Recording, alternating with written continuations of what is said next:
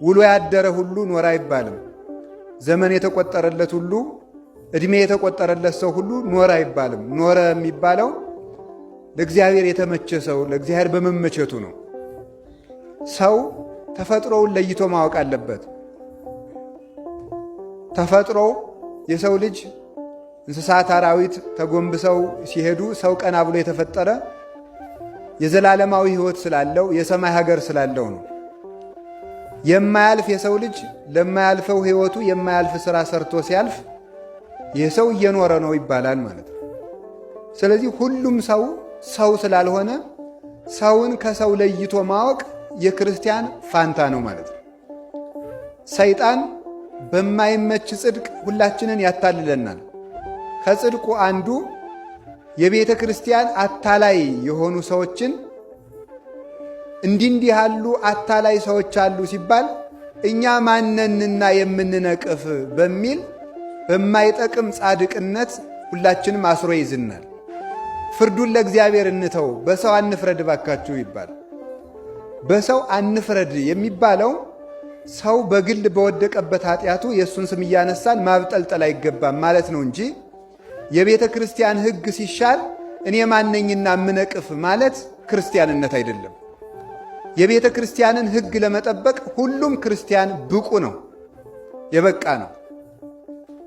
ተቀድሶ ኃጢአትን መለየት ደግሞ ለበቁ ቅዱሳን ነው ማለት ነው። ቅዱስ ዮሐንስ አፈወርቅ ምን ይላል? እሱ በእርግጥ ንጹሕ ነው፣ ለትሕትና ነው እንዲያ የሚለው። በኃጢአት ከሆነ እኔ የኃጢአት ክምር በላይ ላይ እየተሸከምኩ ነኝ። መናፍቃንን ለመንቀፍ ግን ጻድቅ መሆን አይጠበቅብኝም፣ ሃይማኖተኛ መሆን የሚጠበቅብኝ። ቤተ ክርስቲያንን የምጠብቃት በሃይማኖቴ ነው። ሃይማኖቴን የሚነኩ ከመጡ እነሱን በሃይማኖተኛነት የጠብቃለሁ፣ ጻድቅ እስከሆን እያልኩኝ አልጠብቅም ብሏል።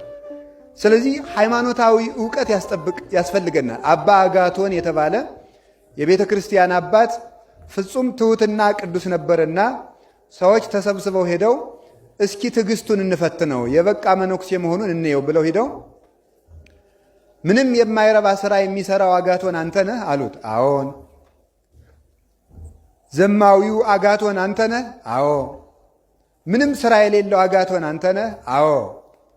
መናፍቁ አጋቶን አንተ ነህ? አይደለሁም አለ። ሁሉን አዎን አልክ፣ መናፍቁ ስትንልህ ለምን ዝም አልክ? ያኛው የግል ኃጢአቴ ነው፣ ይሄ ግን ሃይማኖቴ ነው፣ በሃይማኖቴ ዝም አልልም ብሏል።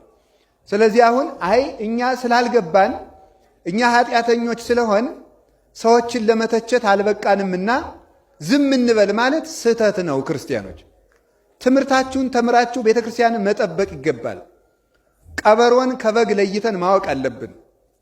የበግ ለግምድ የለበሰ ተኩላ ሁሉ ታቀቡኬ ማሳውያን እለ ይመጽኡ ባልባሳ በግ ወንተ ውስጥ ሙሰ ተኩላት ወመሰጥሙንቱ። የበግ ለምድ ለብሰው ከሚመጡ ተኩላዎች ተጠንቀቁ። ውስጣቸው ተኩላ ላያቸው በግ። የበግ ለምድ የተባለ ምንድን ነው? በግ የተባለ ኢየሱስ ክርስቶስ ነው ወይም ምእመናን ናቸው። የበግ ለምድ የተባለ ደግሞ ጥቅስ ነው። ማቴዎስ ይህን ያህል፣ ሉቃስ ይህን ያህል እያሉ የጥቅስ ነጎድጓድ እያንጎደጎዱ በውስጡ ምስጢር የሌለባቸው ሀብተ እግዚአብሔር የማይገኝበት ለድኅነተ እግዚአብሔር የማያበቃ ራሳቸውንና ሕዝቡን ከማመስገን በቀር ለሕዝቡ ድነት የማይጠቅም ትምህርት የሚያስተምሩ ከመምህራን ጋር ተቀላቅለው መምህራንን የሚያሳብሉ በነቢያት ስም መጥተው ነቢያትን የሚያሳብሉ የሐዋርያነት ስም ያላቸው ሐዋርያትን የሚያሳብሉ በመነኮሳት በባይታውያን ስም በካህናት በዲያቆናት ስም መጥተው እነዚህን ሁሉ የሚያሳብሉ ሐሰተኞችን ለመለየት የሚያስፈልገው ሰው መሆንና ክርስቲያን መሆን ነው እንጂ ቅዱስ መሆን አይደለም የሚያስፈልገው።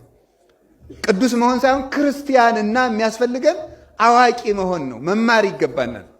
እኔ ኃጢአተኛ ነኝ እሳቸው ተገልጦላቸው እንደሆነ ምን አውቃለሁ እያል ቤተ ክርስቲያን ስትሰደፍ ማንም ገቶ ሲያተራምሳት ዝም ብለን ማየት የለብንም። እና የቆሮንቶስ ሰዎች ያስቀድሳሉ፣ ይጾማሉ፣ አስራት ያወጣሉ፣ ይጸልያሉ። በጣም የተመሰገኑ ክርስቲያኖች ሆነው ነበረ። ችግራቸው ምንድን ነው?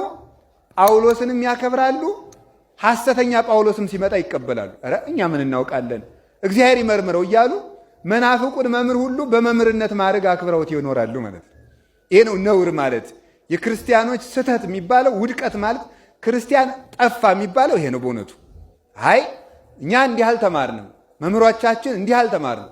ቅዱስ ጳውሎስ ይላል ርቱ ትታገሱነ፣ ልትታገሱን ይገባል ለቆሮንቶስ ሰዎች ሲላቸው፣ እኛ ብንዘገይባችሁ እንኳን ሐሰተኛ መምህራን ሲያስተምሯችሁ አይ ቆይ መምህሮቻችን ይምጡ በሉ፣ እነሱን ነው የምንጠይቅ፣ ቆይ መምህሮቻችን ይምጡ በሉ እንጂ ያገኛችሁትን ትምህርት አትቀበሉ። እስኪ ሁላችሁም ቆይ መምህሮቻችን ይምጡ በሉ። ቆይ መምህሮቻችን ምን ይበሉ? ይምጡ። ቅዱስ ቄርሎስ ንስጥሮስን ሲከራከል ለይምጻኬ ብፁዕ ጳውሎስ ማእከሌነ፣ ንዑድ ክቡር ጳውሎስ እስኪ በመካከላችን መጥቶ ይፍረድ ይላል ቅዱስ ጳውሎስ። ቅዱስ ጳውሎስን ጠቅሶ ቅዱስ ቄርሎስ ንዑድ ክቡር ጳውሎስ በመካከላችን መጥቶ ይፍረድ፣ ንስጥሮስን ሲፋረደው። መምህር ቢታጣ እንኳን መምህር እስኪመጣ ይቆያል እንጂ ያገኙትን መምህር ሁሉ እየጠጡ መሄድ አይገባም። ልጅን ልጅ የሚያሰኘው የእናቱን ጡት ለይቶ በመጥባቱ ነው። ከጥጆች እንኳን ያነስን መሆን የለብንም። ጥጆች 20 ነው 50 100 200 ጥጆችን ፈታችሁ 200 ላሞችን አንድ ላይ አቆማችሁ ብትለቋቸው ማንኛውም ጥጃ ሳያሳስት የራሱን እናት ጡት ብቻ ነው የሚጠባው።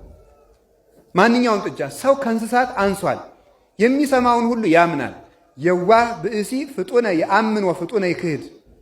ሞኝ ሰው ፈጥኖ ያምናል፣ ፈጥኖ ይክዳል ይላል። ፈጥኖ ይቀበላል፣ ፈጥኖ ይክዳል። አይመረምርም፣ አያስተውልም። ሚዛናዊ አይምሮ እንዲኖረን ሁልጊዜ መማር ይገባናል።